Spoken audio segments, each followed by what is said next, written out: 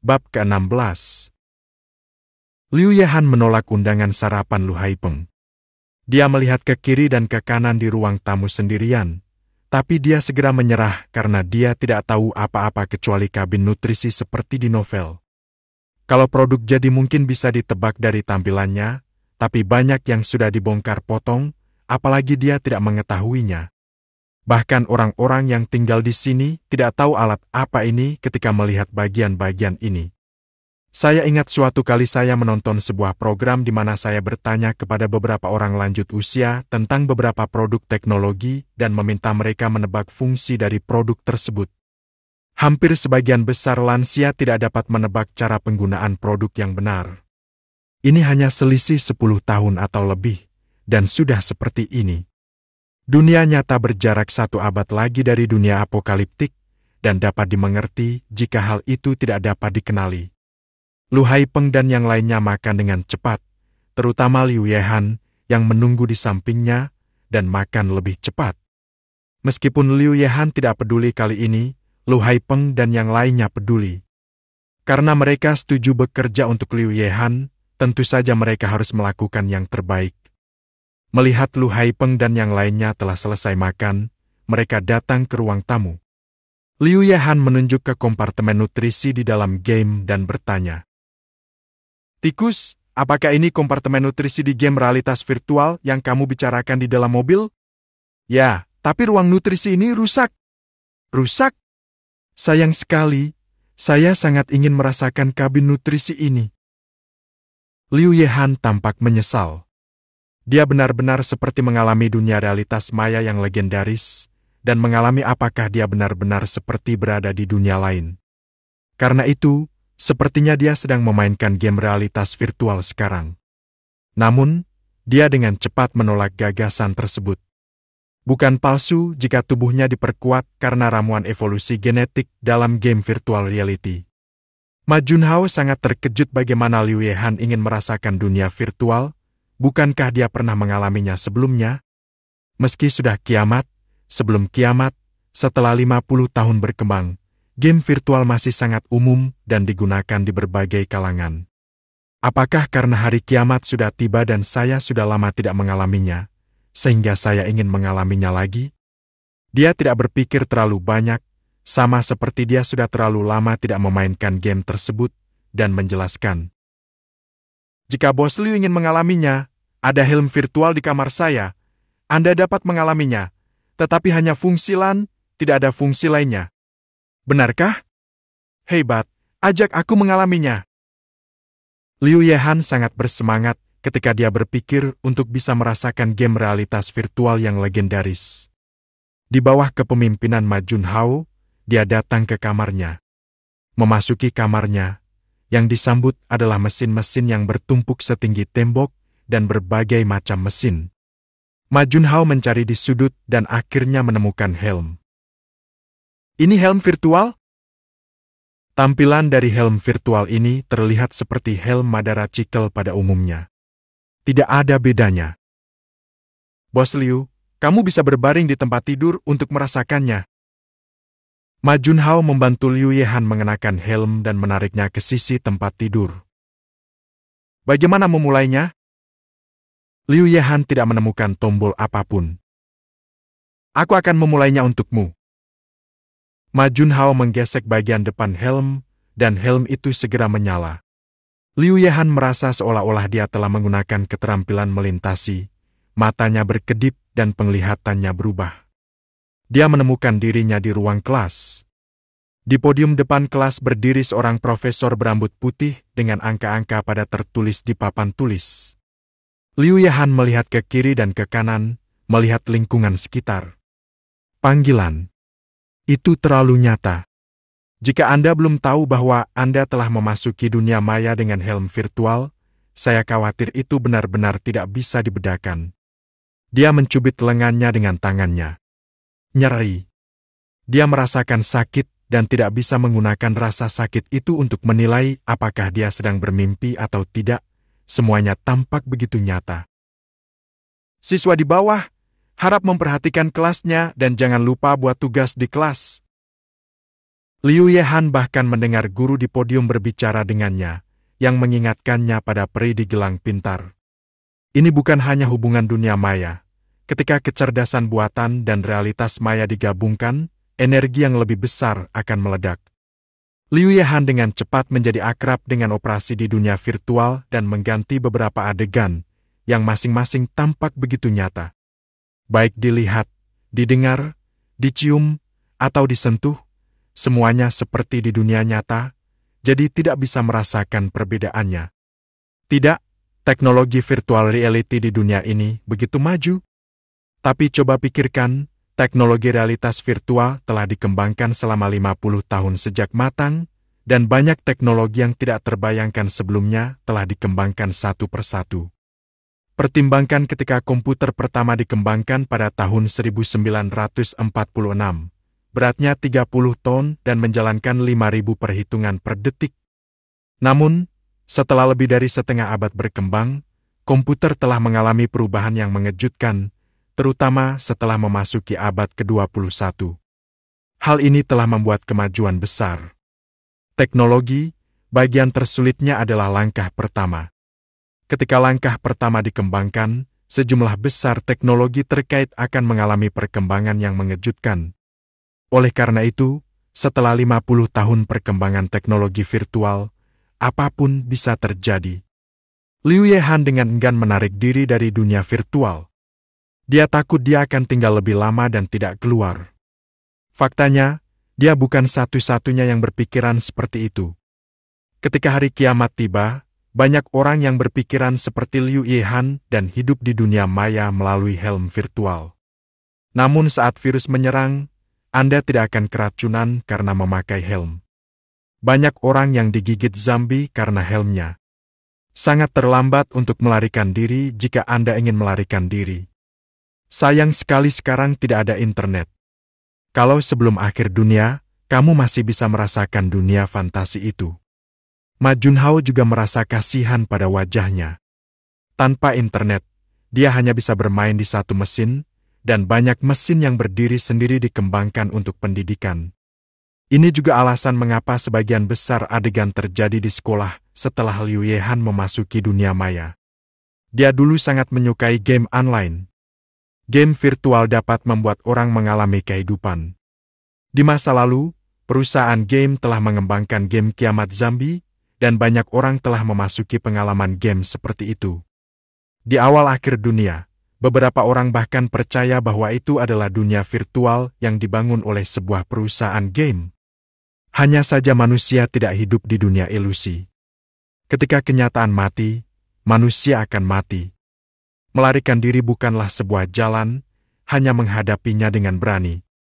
Dunia maya bukannya tidak berguna. Dunia virtual seperti dunia pendidikan dan dunia simulasi dapat dimanfaatkan dengan cepat. Tidak apa-apa, sangat nyata, tapi agak monoton. Apakah ada lebih banyak dunia virtual? Secara umum Liu Yehan masih sangat mengagetkan, namun sayangnya ia tidak merasakan dunia fantasi yang legendaris, perasaan mampu memanggil angin dan hujan di dalam game. Iya, walaupun tidak ada dunia virtual yang disediakan oleh perusahaan internet, masih ada beberapa dunia game yang berdiri sendiri, tapi game semacam ini relatif sederhana. Saya akan mencarinya. Kalau ada, saya akan perbaiki satu untuk bos untuk mengalami. Ma Junhao melihat ke dalam rumah, tetapi tidak dapat menemukan helm virtual baru.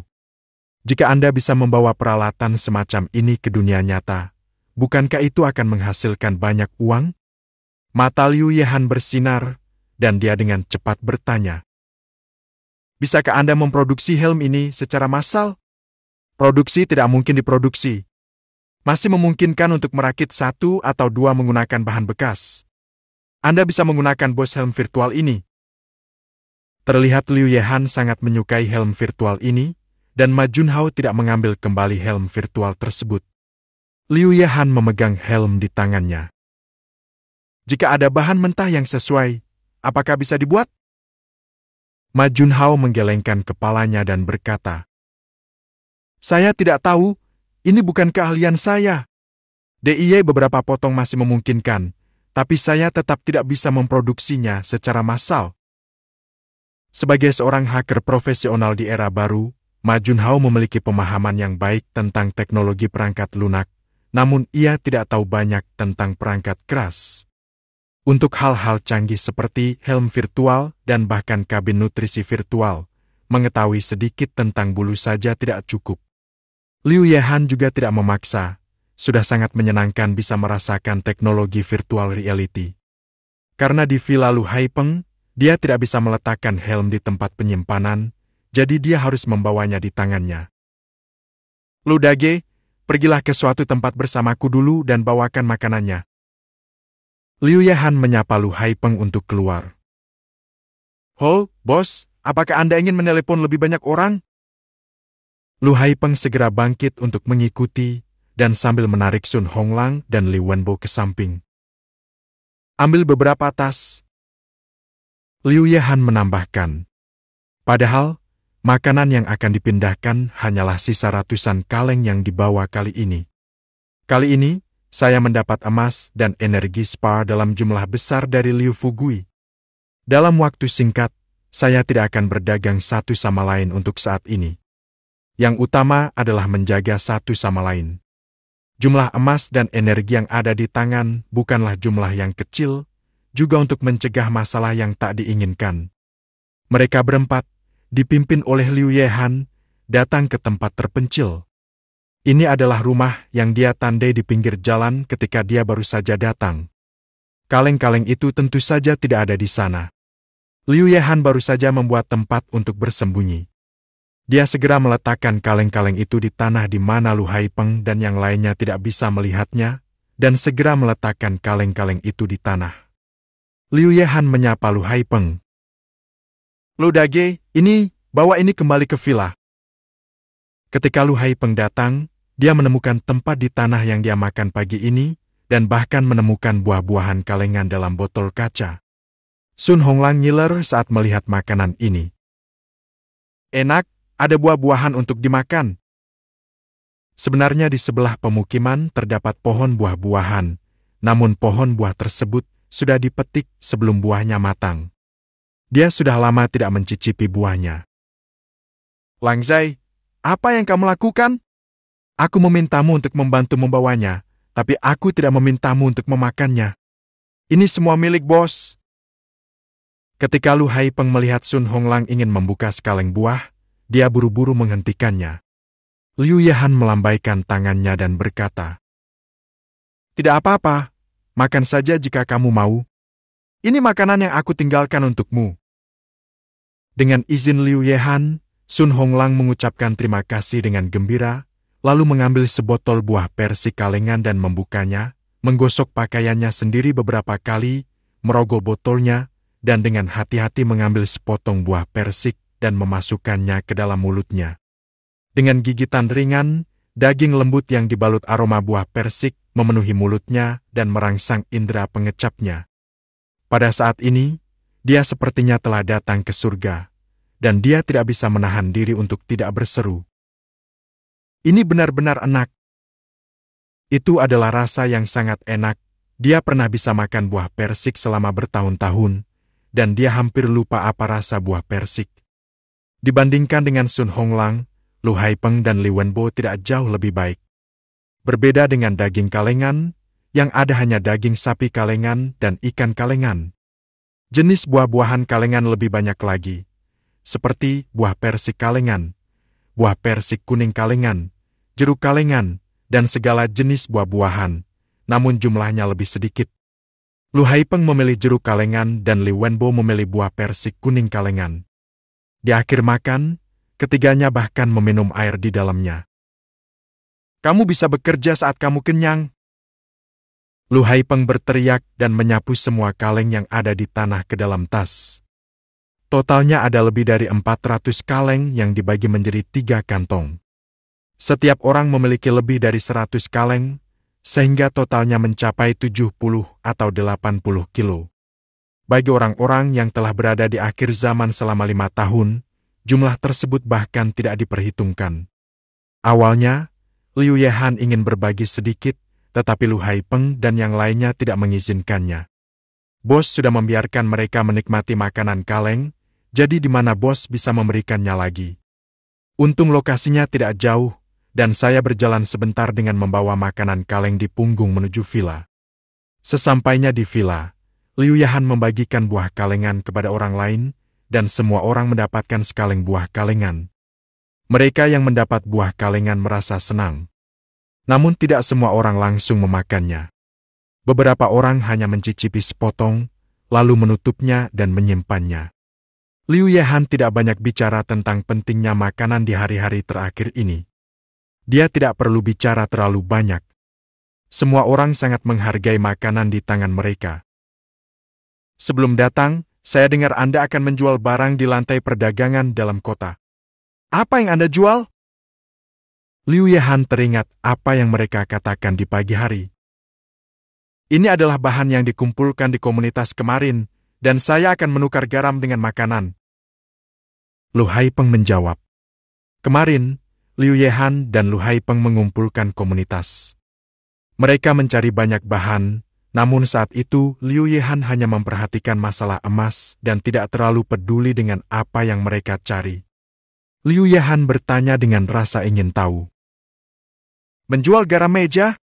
Bagaimana dengan harga garam meja? Terlepas dari apakah itu di lantai perdagangan dalam kota atau di lantai perdagangan luar kota, Liu Yahan tidak menemukan orang yang menjual garam, dan tidak ada tempat untuk memeriksa harga garam. Lu Haipeng mengambil sebungkus 500 gram garam meja biasa dari dapur. Bukan dalam bentuk garam butiran, melainkan dicairkan ke dalam genangan air. Sebungkus garam seperti ini bisa menjual 100 gram energi spa. Liu Yahan berkata, mahal sekali. Sebenarnya ini lebih tinggi dari harga makanan kaleng. Harga garam meja 2 kali lipat harga daging kaleng. Garam yang ada di pasaran akan sangat laku keras. Lagi pula, orang bisa tak makan daging, tapi harus makan garam. Lu Haipeng menjelaskan. Masyarakat yang tidak bisa makan daging dan dapat digantikan dengan makanan lain, namun tidak dengan garam. Tidak banyak makanan yang bisa menggantikan garam, dan setiap orang pasti sangat membutuhkan garam. Garam di kawasan Jiahang sebagian besar diimpor. Kecuali di beberapa daerah, sebagian besar daerah tidak mempunyai perusahaan penghasil garam. Terlebih lagi, setelah akhir dunia, tatanan sosial runtuh dan garam menjadi lebih berharga. Garam yang dikonsumsi di permukiman sebagian besar masih merupakan garam yang disimpan di supermarket atau di keluarga. Sekalipun digunakan dengan hemat, akan habis-habis setelah 5 tahun. Ada banyak zombie di kota, dan garam semakin sulit. Jika bukan karena pertukaran bahan lain, Lu Haipeng dan yang lainnya tidak akan bisa menjual garam mereka sendiri. Cari dan lihat persediaan apa yang hilang, beri saya daftarnya, dan saya akan menemukan cara untuk mendapatkannya. Liu Yahan menemukan bahwa caranya sendiri untuk menghasilkan banyak uang sepertinya memiliki satu cara lagi, namun sayangnya ruang penyimpanannya terbatas, sehingga ia hanya dapat memilih sesuatu yang lebih hemat biaya. Apapun? He Wenqing bertanya dengan lemah. He Wenqing dan Li Liping bertanggung jawab atas makanan semua orang. Terutama kategori makanan yang langka. Setiap saya datang membawa makanan, tidak ada tekanan sama sekali. Bab ke-17. Meskipun Liu Yahan mengatakan bahwa selama itu adalah makanan, tidak ada masalah. Tetapi ketika dia mendapatkan daftarnya, tidak banyak yang ada di daftar itu. Garam dan minyak goreng, menurut mereka akan sangat bagus jika bisa mendapatkan kedua jenis bahan tersebut. Liu Yahan melihat. Tidak masalah. Lain kali saya datang, saya akan membawa barang-barang ini. Apakah bos membutuhkan kita untuk pergi bersama? Lu Haipeng bertanya. Liu Yahan menggelengkan kepalanya. Untuk saat ini, saya akan memberitahu Anda bila perlu. Bahan-bahan ini secara alami dibeli di dunia nyata dan dapat dibawa ke lain waktu. Tapi dia sakit kepala. Teleportasi titik tetap tidak dihidupkan, dan setiap pengaktifan dilakukan secara acak. Ini agak sulit, dan tidak selalu seberuntung itu. Bahkan jika dia telah menggunakan ramuan evolusi genetik, dia tidak dapat menjamin bahwa dia akan diteleportasi ke serang zombie dan tidak akan terluka.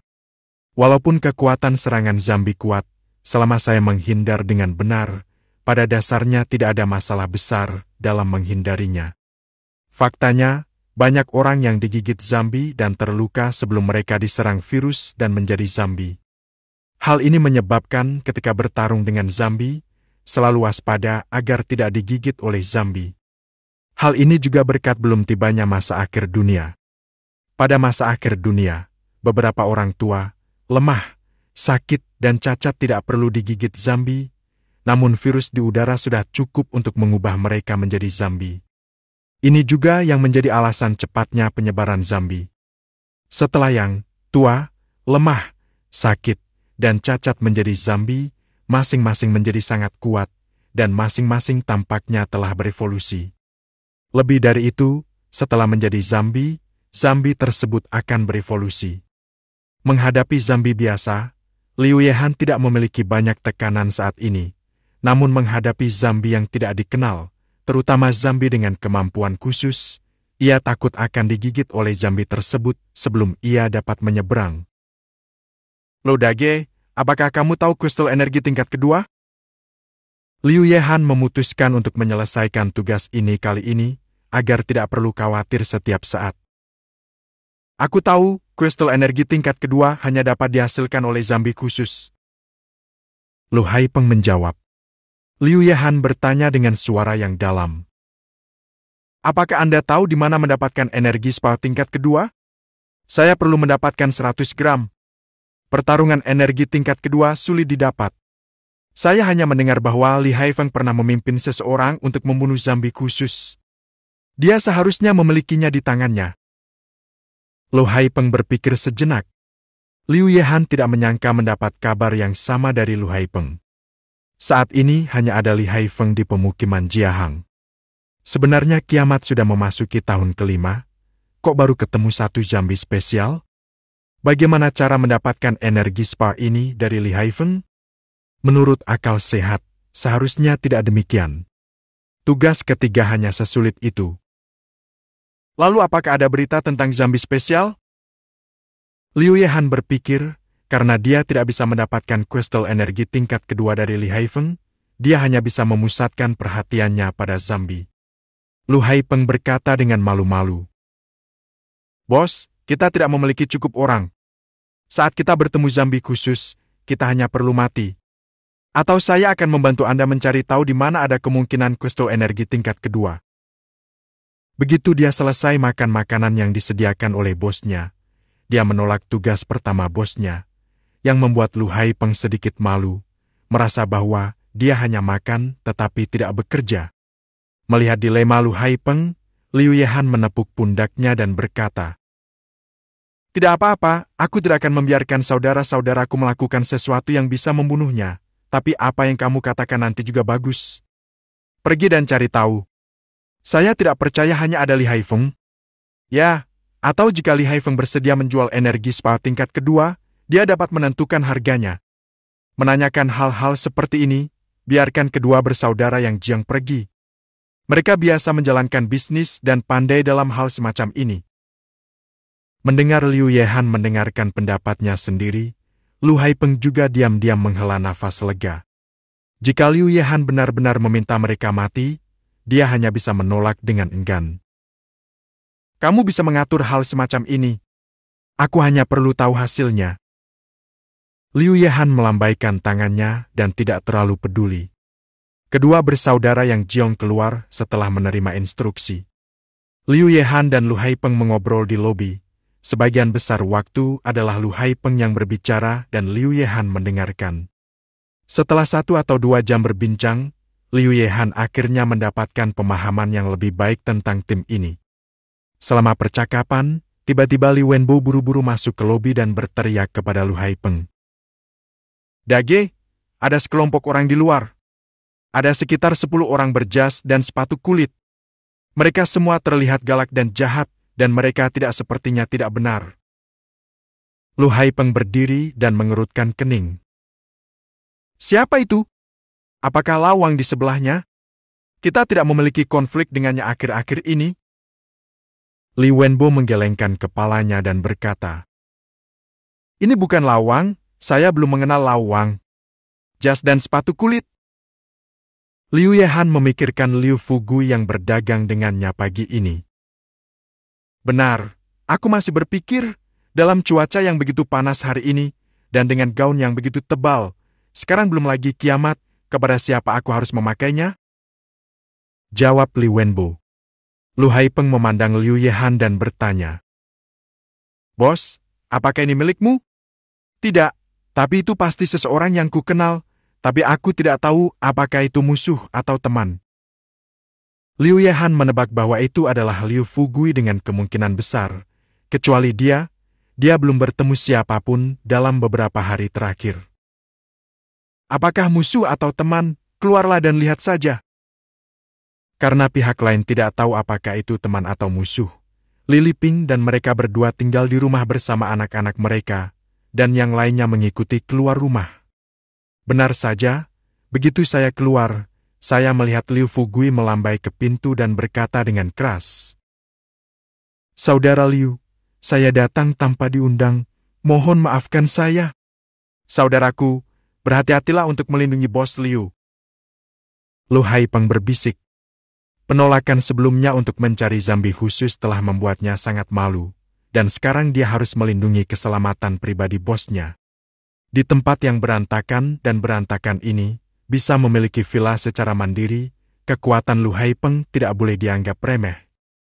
Liu Yehan datang ke pintu, menyipitkan matanya dan berkata, "Bos Liu, apakah Anda mengikuti saya?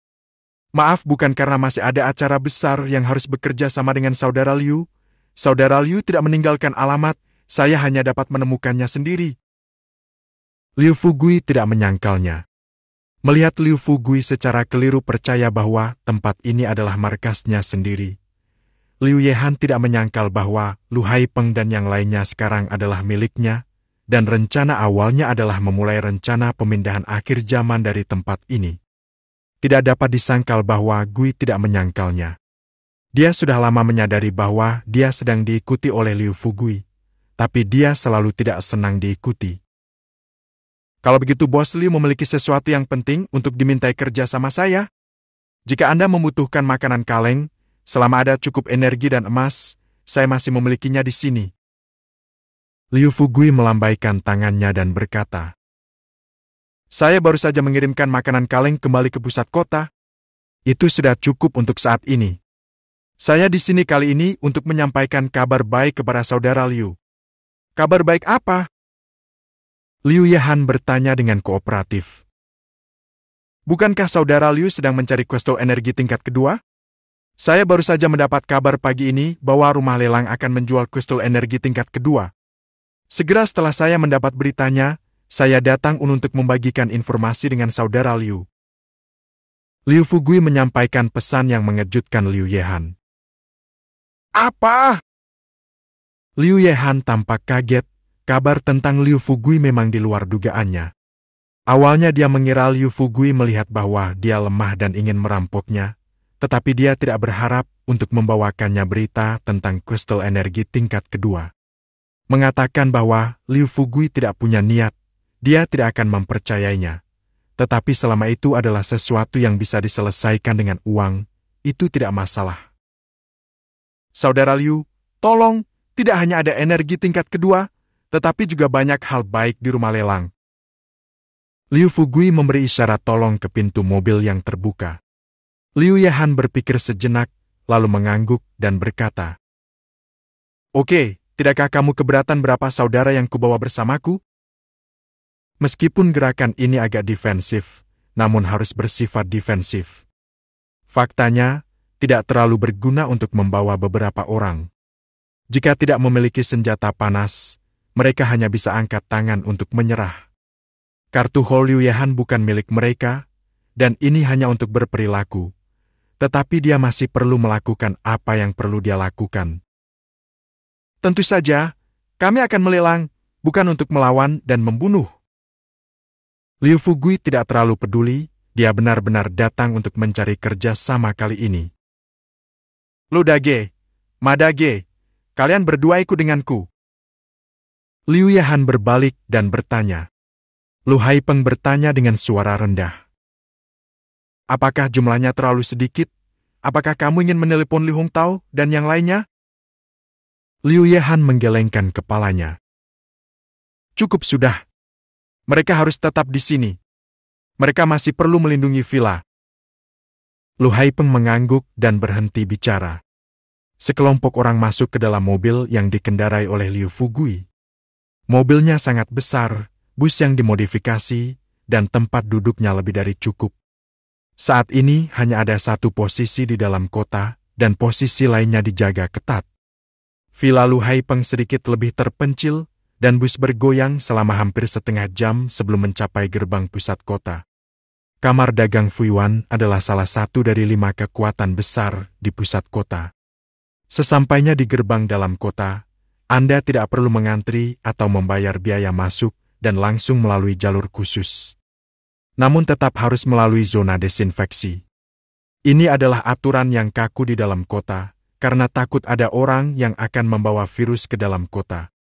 Jika virus menyebar ke dalam kota, maka kematian tidak akan sedikit. Orang-orang di pusat kota sangat menghargai kehidupan mereka sendiri. Memasuki pusat kota, semua orang berganti mobil lagi. Yang menjemputnya adalah sebuah mobil, dan mereka masuk ke dalam mobil dan didekorasi dengan mewah. Bos Liu, saya akan menikmatinya. Liu Yehan melihatnya sebentar dan bercanda. Jika saudara Liu menyukainya, ambil saja mobil ini. Mobilnya ada di mana-mana. Liu Fugui sangat bangga. Liu Yehan menggelengkan kepalanya. Tidak, berikan padaku. Aku tidak punya waktu untuk bermain. Di ujung dunia, kendaraan memang ada di mana-mana. Ada kendaraan yang ditinggalkan di mana-mana. Mobil ini sedikit lebih mewah. Sayangnya ruang penyimpanannya masih terlalu kecil. Jika tidak, kendaraan tersebut bisa dibawa ke dunia nyata. Bos Liu, dari mana datangnya kristal energi tingkat kedua? Apakah itu Jenderal Li? Memanfaatkan waktu luang sekarang, Liu Yehan memutuskan untuk menjelajahi dasar bersama pihak lain. Liu Fugui menggelengkan kepalanya. Tidak, Jenderal Li tidak kekurangan uang. Bagaimana dia bisa menjual energi spa tingkat kedua? Pemilik energi spa tingkat kedua ini adalah orang lain. Liu Yehan menyesuaikan postur duduknya dan bertanya dengan ragu. Oh, tim mana yang begitu beruntung bisa membunuh zombie spesial? Saya tidak tahu, tapi saya mendengar bahwa pihak lain memang beruntung mendapatkan kristal energi tingkat kedua ini, dan mereka bertemu dengan zombie khusus yang sering menghadapi kematian.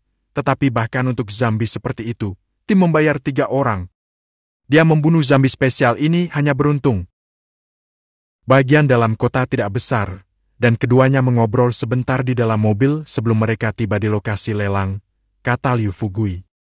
Rumah lelang diadakan di lobi di dalam hotel, dan banyak orang sudah tiba di rumah lelang saat ini.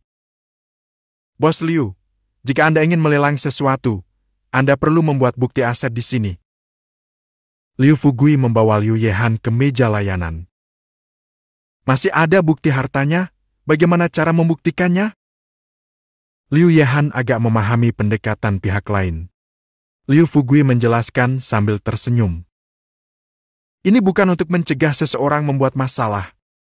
Ini untuk mencegah Anda tidak memiliki cukup dana. Selama pelelangan, Anda dapat menaikkan harga sesuka hati.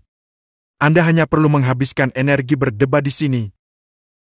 Liu Yehan mengeluarkan 2 kantong energi spa dari tasnya.